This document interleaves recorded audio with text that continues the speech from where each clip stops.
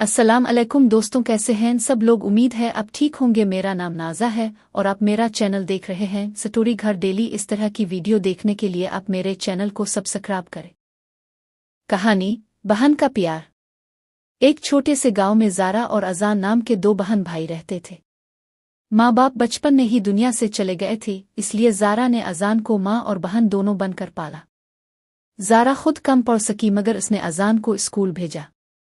खुद कपड़े सीकर पैसे कमाती मगर भाई के लिए नई किताबें लाजमी लेती।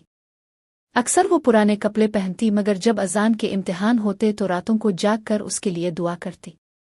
वक्त गुजरा, अजान ने मेहनत की और शहर जाकर एक अच्छी नौकरी हासिल कर ली। वो अक्सर सोचता था कि अगर ज़ारा ना होती तो वो आज इस मकाम तक कभी ना पहुंच पाता। एक दिन वो अपनी बहन के लिए खूबसूरत सा घर खरीद कर लाया। जब इसने ज़ारा को बताया कि अब तुम आराम करोगी, काम नहीं, आज से तुम सिर्फ मेरी माँ हो, ज़ारा की आंखों से आंसू बह निकले।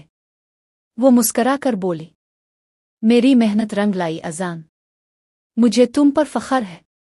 इस दिन दोनों ने खामोशी से आसमान की तरफ देखा, जहां शायद उनके माँ बाप भी खुश होंगे। आखिरी चादर। फातिमा और हारून दो बहन भाई थे। वालिदैन के इंतकाल के बाद दोनों एक दूसरे के सहारे थे। फातिमा बड़ी थी, इसलिए माँ का किरदार भी वही निभाती थी। हारून जवान हुआ तो शहर जाकर नौकरी करने लगा। फातिमा गांव में ही रह गई। हर महीने हारून इसे खत लिखता और पैसे भेजता। फातिमा उन पैसों से कभी अपने लिए कुछ न खरीदती, बल्कि गांव के यतीम बच्चों के लिए कपड़े बनवा देती। एक दिन हारून को खबर मिली कि फातिमा सख्त बीमार है। वो फौरन गांव पहुंचा। बहन बिस्तर पर थी मगर चेहरे पर वही सुकून। हारून ने रोते हुए कहा, आपने हमेशा मेरे लिए कुर्बानियां दें, अब मैं आपको शहर ले जाऊंगा, बेहतरीन इलाज कराऊंगा। फातिमा ने मुस्करा कर कहा, नहीं हारून, अब मेरी दवा तुम्हारी कामयाबी है। जब तुम किसी गरीब के काम आओगे तब मैं सुकून से सो सकूंगी। चंद दिन बाद वो दुनिया से चली गई मगर जाते हुए अपनी पुरानी चादर हारून को दे गई, जिस पर हाथ से कढ़ाई की हुई थी, अल्लाह पर भरोसा रखो।